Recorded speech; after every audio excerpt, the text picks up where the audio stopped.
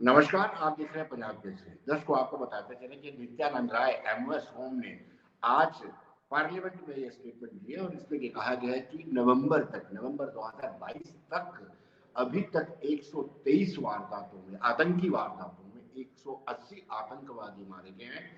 31 जो security forces हैं उन्होंने अपनी शहादत दी है और 31 ही स्थानीय लोगों की भी जाने गई है। चर्चा करेंगे। करण पठानिया हमारे साथ जुड़ चुके हैं। करण पठानिया, आपका स्वागत है।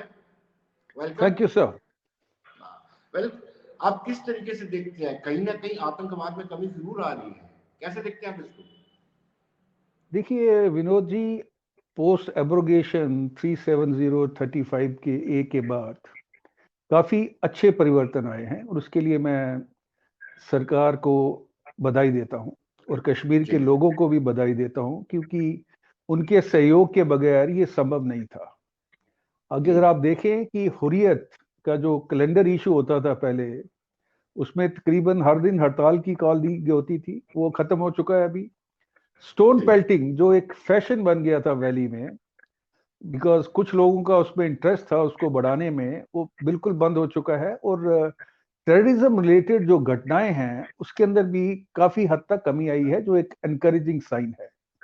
छिटपुट वारदातें अभी भी हो रही हैं कुछ, हमें इसमें और आगे बढ़ने की जरूरत है। आई एम श्योर कि गवर्नमेंट इसके ऊपर सोच विचार कर रही होगी।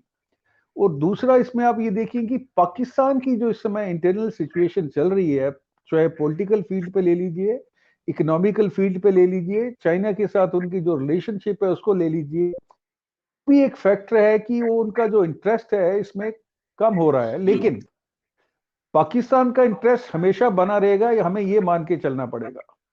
और उसके लिए हमें पूरी तरह से अपनी जो हमारी सिक्योरिटी फोर्सेस हैं, हमारी जो इंटेलिजेंस ऑपरेशन जो हो रहे हैं, हमारे ऑपरेटिव्स हैं, और उसके अलावा ये जो OGW और जो स्लीपर सेल हैं जो सपोर्ट किए जा रहे हैं, कुछ लोग जो हमारे देश के अंदर बैठे हुए हैं, तो उनके ऊपर भी नकेल कसना जरूरी है।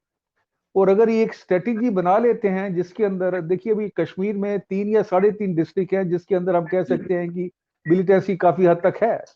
अगर वहां पे हम पॉपुलेशन कंट्रोल मेजर्स ले आए, एक ग्रिड इंटेलिजेंस ग्रिड की स्थापना करें, उसके बाद एरिया डोमिनेशन करें, तो ये आराम से ये चीजें काबू में आ सकती हैं। और इजराइल से हम इसके बारे में काफी कुछ सीख सकते हैं। करण भाई, आपने मुबारकबाद दी कश्मीर की आवाम को, भी अच्छी बात है, उनके सहयोग के बिना नहीं हो सकता था। लेकिन आज भी जब कश्मीरी विस्थापित पंडितों की लिस्ट जारी होती है तो कहीं ना कहीं उसमें लोकल लोग, जिसको आप OGW या स्लीपर सेल कहते हैं, वो अभी भी सक्रिय है। बिल्कुल। देखिए इसमें अभी हम ये नहीं कह सकते कि कश्मीर में जो जिहाद चल रही थी वो खत्म हो गई है, उसमें बहुत टाइम लगेगा। लेकिन उनकी एक अकाउंटेबिलिटी फिक्स करनी पड़ेगी, उनको एक डर पैदा करना पड़ेगा कि वो जो लोग इस तरह का जिहाद चला के देश का नुकसान कर रहे हैं। और कश्मीरी पंडितों की सुरक्षा के बारे में मेरे जो अपने विचार हैं कि गवर्नमेंट को उसके अंदर अपनी जो पॉलिसी है उसको रिवाइज करना पड़ेगा, क्योंकि अपने लोगों की जो देखभाल करना, उनकी सुरक्षा की जिम्मेवारी लेना, ये स्टेट का काम है। हम उससे अपने हाथ नहीं धो सकते हैं कि नहीं जी they will fend for themselves. And so far government की जो थोड़ी सी मेरे को लगती है कि एपैथी है as regard this Kashmiri peoples are concern. हमें उनको प्रोटेक्ट करना चाहिए, एक कंड्यूसिव एनवायरनमेंट बनाना चाहिए, उनकी सिक्योरिटी का जो पूरा सिस्टम है वो लागू होना चाहिए, और उनको थोड़ी देर के लिए अगर रिलैक्सेशन भी देनी पड़ती हैं तो गवर्नमेंट को वो करनी चाहिए। कल पठानिया, अगर रेशो देखी जाए तो करीब 3 टाइम्स ज्यादा मिलिटेंट्स बने हैं। 31 सिक्योरिटी फोर्सेस के लोगों ने शहादत दी है, जवानों ने शहादत दी है, 31 सिविलियन मिले हैं, 180 के करीब आतंकवादी बने। तो इस रेशो को कैसे देखते हैं? देखिए ये रेशो जो है, मैं इसमें सिक्योरिटी फोर्सेस ने जो ऑल आउट ऑपरेशन जारी किया है, जिसको वो रिलेंटलेसली परस्यू कर रहे हैं, तो ये बड़ी अच्छी बात है। देखिए मैं आपको एक सिंपल सी चीज समझाता हूं कि जब एक मिलिटेंट बॉर्डर पार करके अंदर आता है, वो एक किस्म का शिकार है, और हमारी जो सिक्योरिटी फोर्सेस हैं वो शिकारी हैं, और वो हमारी ग्राउंड में है, तो उसको पकड़ने के लिए हमें ज्यादा प्रॉब्लम नहीं आएंगी, क्योंकि एरिया हमारा है, टाइम की चूजिंग हमारी है, वेपन्स की हमारे पास कमी नहीं है, मोराल की हमारे पास कमी नहीं है, सिक्योरिटी फोर्सेस की ट्रेनिंग जो है बहुत ऊंचे दर्जे की है। तो ये एक किस्म का मैसेज भी जाएगा उन लोगों के लिए जो इलीगली बॉर्डर पार करके आना चाहते हैं, नार्को टेररिज्म के लिए या मिलिटेंट एक्टिविटीज के लिए। और ये जब पूरी तरह से ये मैसेज क्लियर हो जाएगा तो आप पाएंगे कि आने वाले समय में ज्यादा लोग ये डेयर भी नहीं करेंगे कि हम कश्मीर में जाएं या तो नार्को टेररिज्म के लिए या नॉर्मल टेररिज्म के लिए या हाइब्रिड टेररिज्म, जिस भी तरीके से वो लेना चाहते हैं। कल बतानिया इसमें कोई दो राय नहीं कि पाकिस्तान का इंटरेस्ट रहेगा ही कश्मीर को लेकर के। और आपको बता दें जाए, फाइनेंशियल एक्शन टास्क फोर्स में ग्रे लिस्ट में था, लेकिन पाकिस्तान अब ग्रे लिस्ट से बाहर आ गया है। तो कहीं ना कहीं हमारी नीतियां, जो हमारी विदेश नीति है, उसमें हमारी कमियां हैं। देखिए, अगर हम विदेश नीति की बात करते हैं, अभी आपने बात की जो FATF के ग्रे लिस्ट से पाकिस्तान को निकाला, वो निकाला यूएसए ने है। अभी यूएसए जो है अपने नेशनल इंटरेस्ट और स्ट्रेटेजिकल इंटरेस्ट के लिए इंडिया को कितना कितना सुनेगा, कितना मानेगा, ये देखने वाली बात है। तो ये सारी चीजें हमें संज्ञान में लेनी पड़ेगी।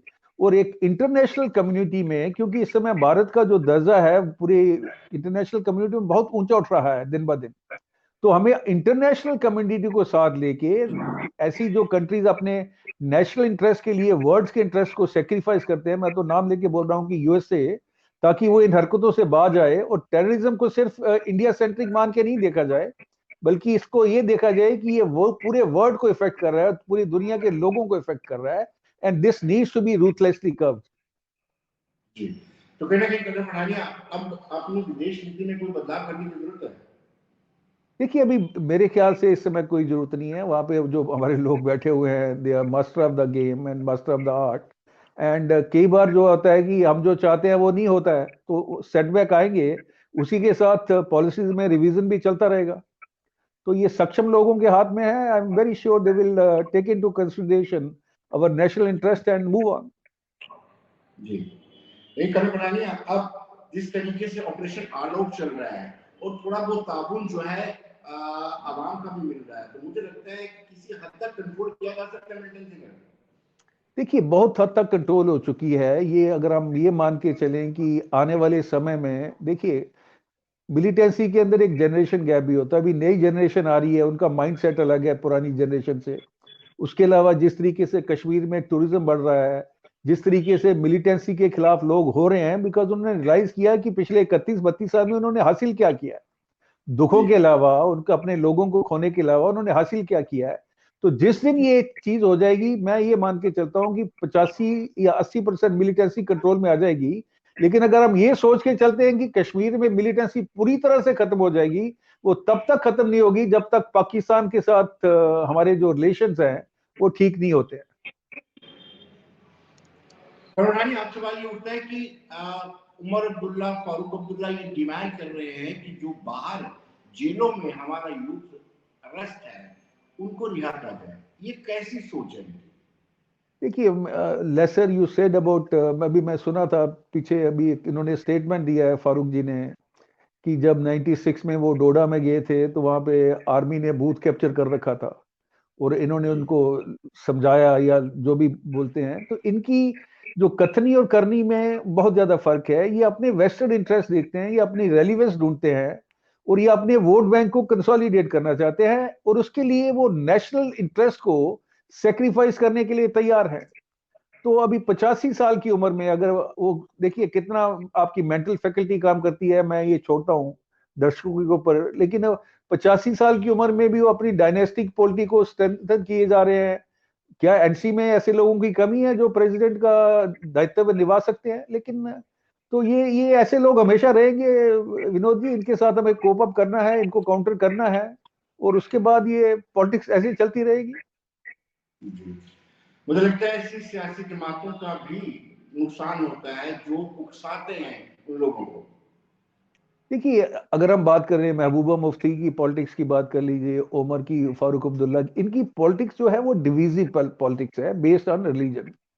ये अपने वोट बैंक को तभी बढ़ा सकते हैं जब ये इंडिया के बारे में किसी ना किसी जहर उगलने वाली बात करेंगे, और लोग जो है उसको सुनना पसंद करते हैं। तो they are playing for the gallery, they are playing for their vote bank. अभी कुछ लोग इसको पॉलिटिक्स भी बोल सकते हैं, जब तक मैं सवाल हूं ऐसे, I call it anti national activities for which people must hold them accountable. धन्यवाद। Thank you Vinod ji.